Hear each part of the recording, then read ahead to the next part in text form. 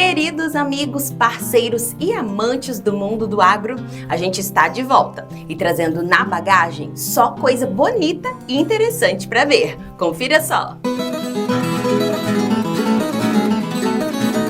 Boitel é opção para a engorda do gado. Uso de aceiros ajuda a conter as queimadas. O sucesso da criação de trutas. Cafés robustas reinam na Amazônia. Começa agora o programa Revista Rural, a sua revista eletrônica do agronegócio.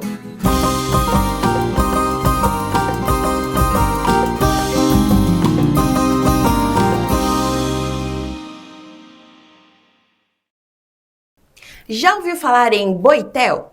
Pois essa é uma boa saída para o pequeno criador de gado de corte engordar o seu rebanho. E nesses projetos hoje, o bem-estar animal é levado muito a sério.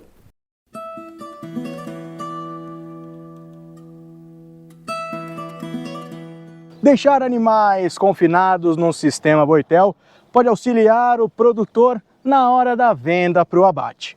Aqui eles recebem o que tem de melhor em nutrição, saúde animal, além, claro, do bem-estar. O Boitel da Coplacana existe desde 2009. Ele foi criado inicialmente para atender uma pequena parcela dos nossos cooperados na época que estavam iniciando as atividades na pecuária. E aí hoje nós atendemos mais de 35 cooperados que são do Boitel. Hoje nós temos 2.200 animais. Nós temos capacidade estática para 2.000 animais, mas nossos piquetes têm uma capacidade que a gente consegue alojar um pouco mais de animais. Então nós estamos com 2.200. No ano nós chegamos a 4.000, 4.500 animais. Agora, como que funciona para o produtor, para o cooperado, né? Vocês só atendem cooperados, né? Sim. Como que funciona esse caminho para o animal chegar aqui, como ele é dividido, como ele é tratado na chegada aqui mesmo para ficar no Boitel? Nós temos 3 tamanhos de piquetes, para 25 animais, 50 animais ou 100 animais. Os animais, quando chegam aqui, a gente faz um protocolo sanitário, que está incluso dentro dos valores das nossas diárias. Então, a ideia é igual a de um hotel convencional, só que de boi. Então, o cooperado vai pagar uma diária quando esses animais chegam. A tabela da diária ela já é pré-definida. De acordo com o peso da entrada, é definido o valor da diária e essa diária se mantém a mesma do começo até o final.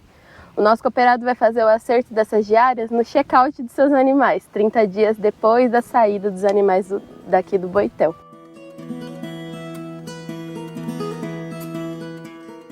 Quais são as características desses animais, Isa, a hora que eles chegam aqui? Qual que é o primeiro trato? O que vocês primeiramente observam nesses animais no confinamento? Primeiramente, a gente observa a condição corporal desses animais. Se são animais que têm uma condição de saúde para poder permanecer no confinamento com a gente.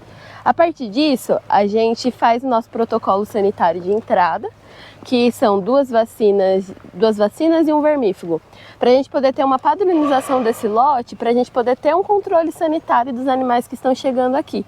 Como são animais que vêm de diferentes regiões, então a gente faz esse protocolo igual para todos os animais para a gente poder ter um controle. O primeiro trato já vai estar disponível no piquete assim que o animal chegar. E aí, a partir disso, a gente vai fazendo controle diário para ver quanto esse lote está ingerindo de alimentação e para a gente poder fazer o controle. Agora, com 2.200 animais, vocês têm diversas raças aqui. Como que vocês fazem para padronizar o atendimento aqui no Boitel? Nós fazemos uma pré-orientação dos nossos cooperados das características dos animais que respondem melhor dentro do nosso confinamento. É claro que o nosso cooperado vai trazer os animais que ele tem, mas a gente orienta eles a terem essa padronização porque vão ser os animais que vão responder melhor dentro do confinamento e, consequentemente, vai dar um retorno melhor para o nosso cooperado. Vai ser um animal que vai produzir mais rápido, um animal que vai ganhar mais peso mais rápido e aí por isso que a gente fala da padronização. Hoje nós temos aqui diferentes raças, nós temos animais Nelore, animais de cruzamento industrial, temos um pouco de animais de cruzamento leiteiro. Então, são todos animais que os nossos cooperados têm para poder estar trazendo. Dentro disso, a questão do humor, né? A gente sabe que cada raça tem seu humor em mansidão, em aproximação, contato com o ser humano. Como que é essa realidade para vocês? Porque com essas raças diferenciadas, deve ser uma preocupação a mais aqui para o pessoal da Coplacana. Sim, cada raça tem a sua resposta dentro do boitel, né? Então, assim, um animal que é um cruzado leiteiro, ele tende a sentir um pouco mais de calor, sofrer um pouco mais com as condições climáticas. A gente se preocupa em deixar um ambiente de forma que tenha um melhor bem-estar para esses animais, para a gente poder ter um melhor resultado. Então, quando a gente passa no nosso confinamento, a gente vê diversas raças diferentes, mas a gente vê animais tranquilos, animais que estão acostumados, até por questão do manejo que a gente faz. Todos os dias nós temos uma equipe que entra dentro de cada piquete para ver a condição corporal, a condição de cada animal, para ver se ele apresenta alguma enfermidade ou alguma característica anormal. E aí, com isso, vai fazendo o animal se acostumar. Em questão de ambiental, o animal Nelore ou cruzamento industrial acaba se adaptando um pouco melhor do que o cruzado leiteiro. Então, assim, o que a gente tenta fazer é deixar um ambiente, a gente não tem aspersor, mas a gente tem um caminhão-pipa aqui, que a gente vai tentando amenizar essa poeira para deixar um pouco mais confortável. A gente tem a nossa dieta, a gente preza muito pela qualidade da água que esses animais estão ingerindo. Então a gente vai tentando fazer o controle ambiental dessa forma. A ração dada ao rebanho é produzida na fábrica da Coplacana, localizada na cidade de Tietê, no interior de São Paulo. E a dieta aplicada é a mesma do começo ao final da estadia dos animais. Então a dieta de adaptação é uma dieta que tem mais volumoso, para esse animal se adaptar à dieta mais cheia de concentrado, que vai ser a dieta final, para ele poder ir se adaptando e se acostumando com o coxo. Junto com isso, a gente faz a leitura de coxo todos os dias pela manhã. Então, quando nós chegamos no confinamento, a primeira coisa que nós fazemos é passar no coxo de todos os animais para ver quanto de comida sobrou, para a gente poder estipular quanto que vai ser fornecido durante o dia. Então, se tem a gente classifica essa sobra em 5 números. Se é uma sobra muito alta, a gente vai diminuir esse trato, porque aquele lote está ingerindo um pouco menos. E aí também a gente consegue, animais que estão aqui há mais tempo, tendem a ir reduzindo o consumo um pouco. Então por isso que essa nota de coxo também é importante para a gente fazer esse controle.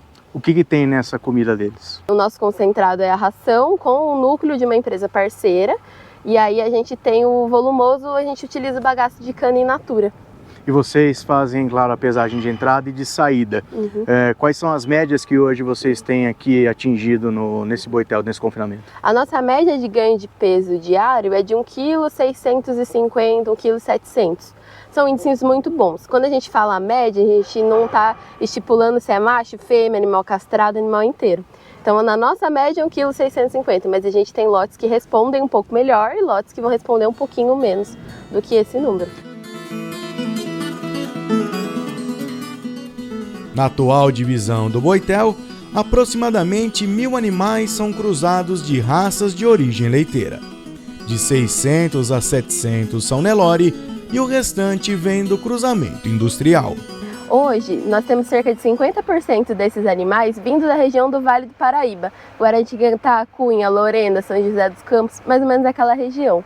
A outra porcentagem é aqui da região de Piracicaba, Limeira, Rio Claro, temos animais da região de Ribeirão Preto, então nós hoje conseguimos atender todo o estado de São Paulo. Fora do estado de São Paulo ainda não é viável para vir aqui para o confinamento? Nós podemos receber, mas até agora nós não recebemos por questão de impostos, é viável, nós temos cooperados de outros estados, mas hoje nós temos só cooperados do estado de São Paulo. Por conta dos gastos de transporte de vir de outro estado, daí teria as questões de impostos para poder estar trazendo para cá.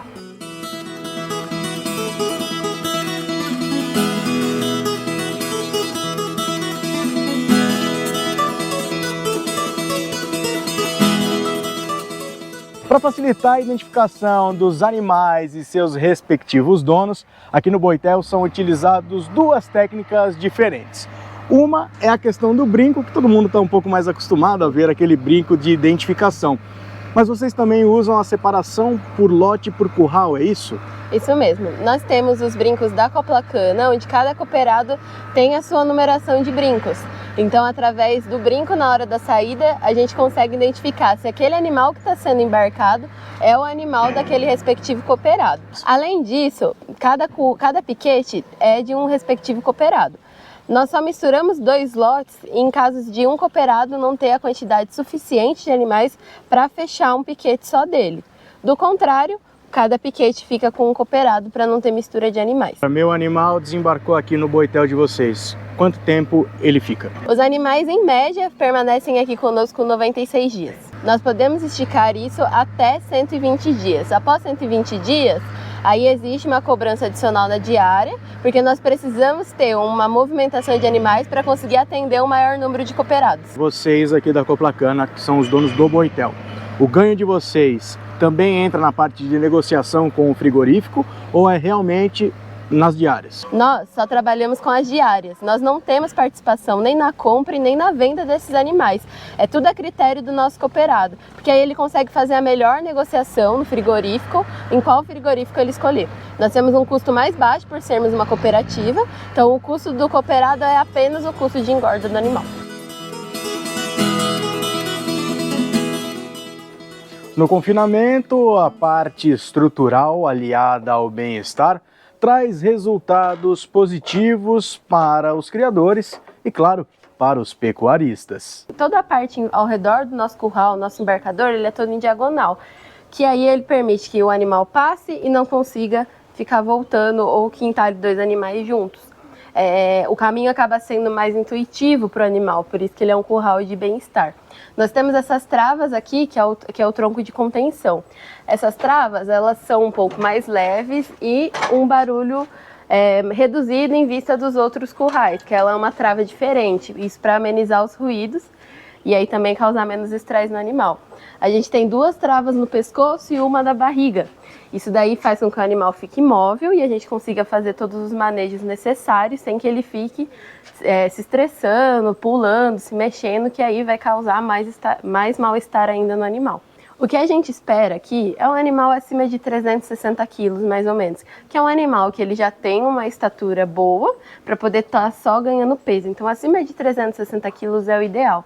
Um animal muito menor do que isso é um animal que vai precisar crescer para aí começar a engordar. Isso vai deixar esse animal mais tempo dentro do confinamento e ele não vai ter um acabamento tão legal quanto um animal que já entra com o corpo mais pronto para poder estar recebendo a camada de gordura. No curral, para a hora de passar por esse caminho aqui, claro que cada animal tem o seu comportamento. Como que vocês lidam com isso aqui nessa parte desse temperamento das diversas raças? Nós temos aqui um curral em que a estrutura dele é um pouco mais alta. Então o animal, quando entra aqui, ele fica num andar bem abaixo de nós que estamos manuseando.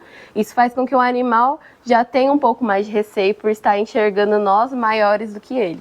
Além de, às vezes a gente recebe algum animal um pouco mais estressado que tem a tendência de tentar pular.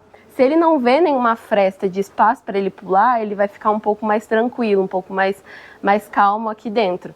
Então a gente tem cada canto do curral projetado para poder lidar com diferentes temperamentos de animais. Alguns animais são bem tranquilos, que a gente consegue manusear tranquilamente, mas mais da característica animal Nelore costuma ser um pouco mais nervoso, principalmente fêmea. O preço da arroba no Brasil é considerado instável desde o começo do ano. E o motivo é o reflexo do consumo de carne no mercado interno, somado à pressão dos preços dos insumos que o setor utiliza para produzir. Agora o preço deu uma reagida agora no mês de setembro. A tendência é que o preço continue do jeito que está, mais ou menos, porque aí consegue dar um respiro para o nosso produtor, porque o preço da reposição dos animais também começou a dar uma estabilizada. Mas em vista do cenário do começo do ano para agora, nós estamos caminhando para uma melhora. Nós vamos aqui até dia 20 de dezembro, porque nos meses de janeiro, fevereiro e março nós temos já a nossa organização para poder fazer as reformas da estrutura, né, para poder fazer os nossos planejamentos. Mas esse ano realmente começou um pouco mais tarde, o pessoal começou a teve passo por um pouco mais de tempo, né? Então o confinamento começou a dar uma reagida por volta do mês de maio.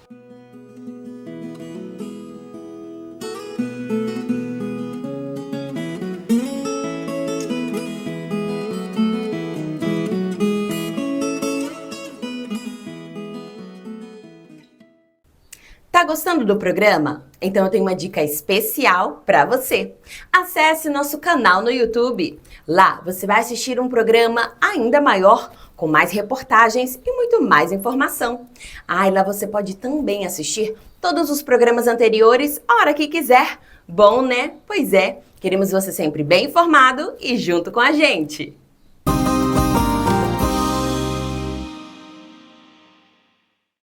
Com o aumento nos casos de queimadas, os aceiros são uma boa alternativa para conter as chamas em casos de incêndio na propriedade. Os incêndios podem se propagar de forma descontrolada, não respeitando fronteiras nem divisas.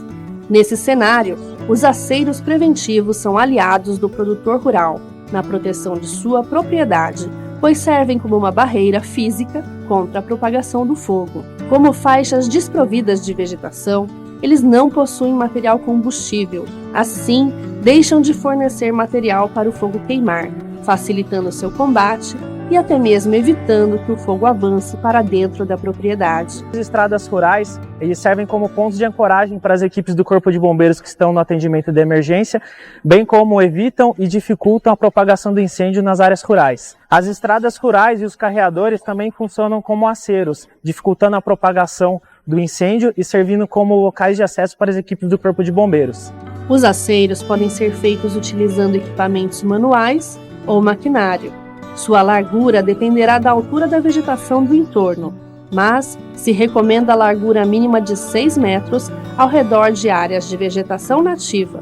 Mas atenção, esses aceiros devem ser realizados em torno da área de cultivo e da propriedade. Não podem ser realizados na área de mata nativa sem autorização da CETESB. Com ferramentas manuais, pode-se usar enxadão, foice ou roçadeira, retirando os restos de cultura da área a ser limpa e tomando o cuidado de se recolher com um ancinho o material roçado, destinando-o a um ponto seguro da propriedade ou para um local de compostagem do município. Os equipamentos agrícolas permitem que áreas maiores sejam preparadas com mais rapidez. Recomendamos fortemente o feitio e a manutenção de aceiros nas propriedades rurais como medida de prevenção a incêndios.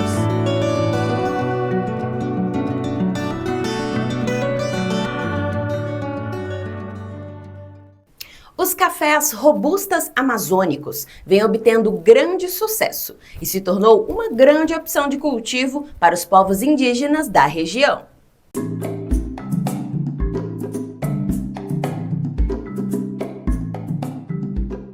Como parte do movimento dos robustas amazônicos, a Embrapa, junto de seus parceiros, tem incentivado o cultivo indígena do café na região através do projeto Tribos.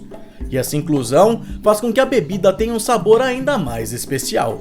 O café é muito importante para nós aqui e a gente é muito feliz mesmo trabalhando na produção de café. Antes de ter esse acompanhamento de Três Corações, da Embrapa, do Emater, a gente já vinha trabalhando com café e nós trabalhávamos assim com meu esposo, com as minhas filhas.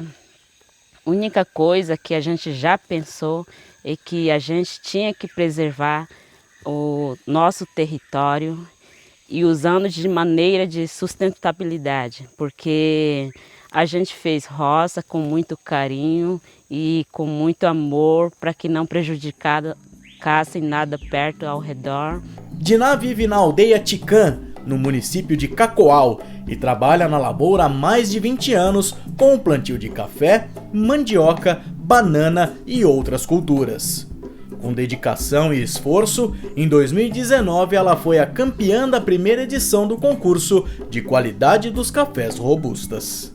Quando a gente plantou, a gente preparou o terreno com nossas próprias mãos mesmo, e a gente pensou, como que a gente vai agilizar para o crescimento desses 2.500 pés de café?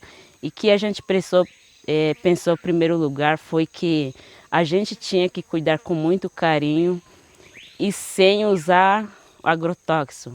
Daí então a gente foi só limpando, roçando, preservando o nosso café, ao lado da floresta e que a gente faz com todo amor mesmo, que pensando que a gente não quer nenhuma destruição, tanto para nossas plantações de café e tanto ao redor da floresta.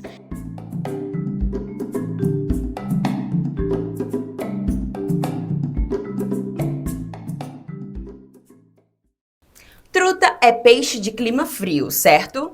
Mas ao contrário do que se possa imaginar, há regiões do nosso país onde sua criação pode ser viável e bem lucrativa.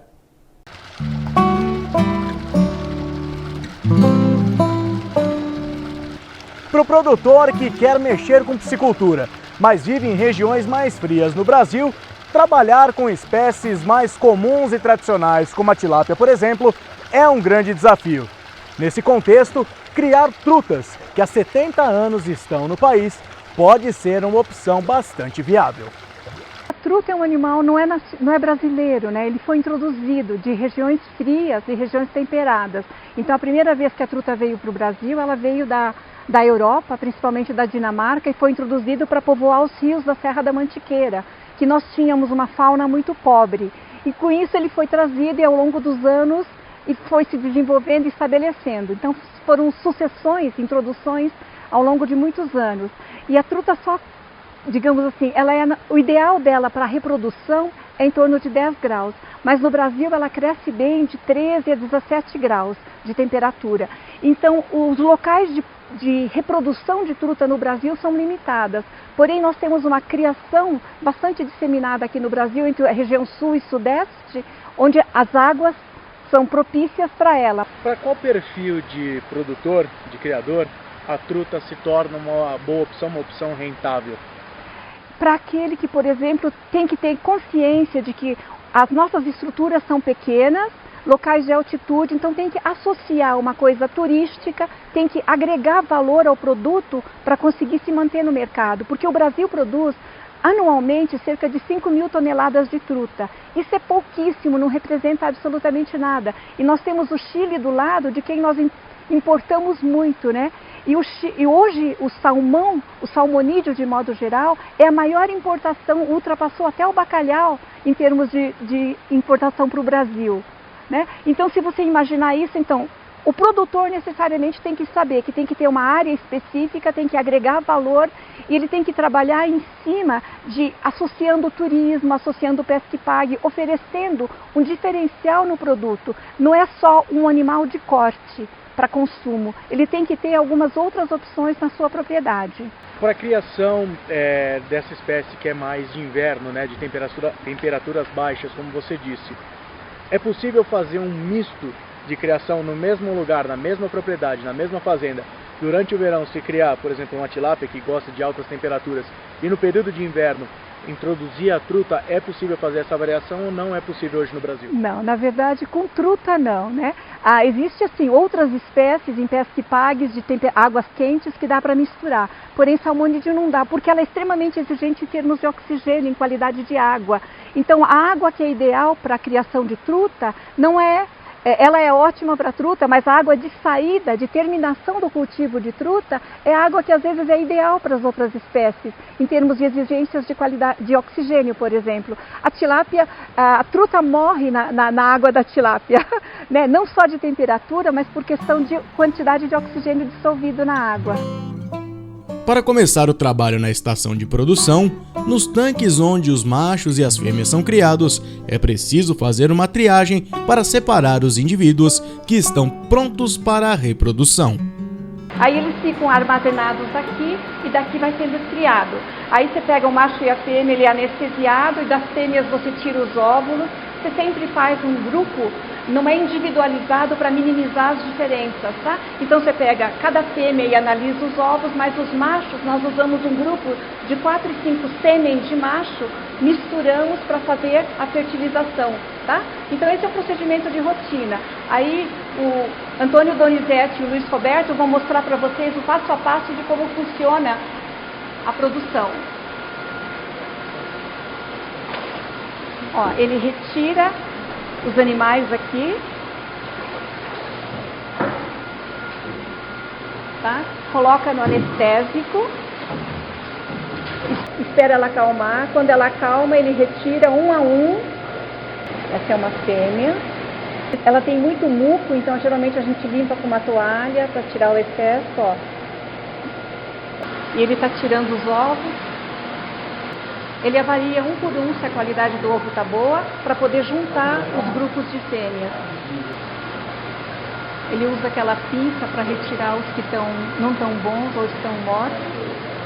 Esse lote está bom, né? Então ele tirou só alguns animais ruins e ele vai colocando ali, ó. Um detalhe importante da espécie é o tamanho dos ovos. Enquanto os de peixes nativos e marinhos são pequenos, os da truta medem em torno de 0,5 milímetros, o que permite ao alevino, após a eclosão, já comer ração. Já em termos de quantidade, uma fêmea coloca cerca de 2.000 ovos por quilo. Neuza, a desova foi feita mais ou menos 10 mil, né? 10 mil ovos aproximadamente. O que o Luiz vai fazer agora? Qual que é o próximo passo? Ele vai fazer a fertilização. Nós tiramos ovos de 5 fêmeas aproximadamente, né? Tem 680, 700 gramas, dá uns 10 mil ovos. E aí agora ele vai colocar uma parte do sêmen de 4 machos que está homogeneizado. Ó, ele cobre por cima, devagarinho. Esse processo pode ir mexendo com calma. Isso, tá? Homogeneiza bem para misturar bem o sêmen com os óvulos. E aí ele adiciona água para ativar, para fazer a fertilização. A fertilização acontece com a presença da água, aqui no caso, tá? Aí ele mistura bem, devagarinho, sempre, porque é uma fase muito sensível dos óvulos, tá? Vocês viram que os ovos são bastante grandes para as outras espécies, em relação às outras espécies, ela tem de 0,5 mais ou menos milímetros, tá? Ó, ele coloca, deixa assim bem devagarinho, e aí aguarda uns 20 minutos para que ocorra a fertilização, tudo certinho.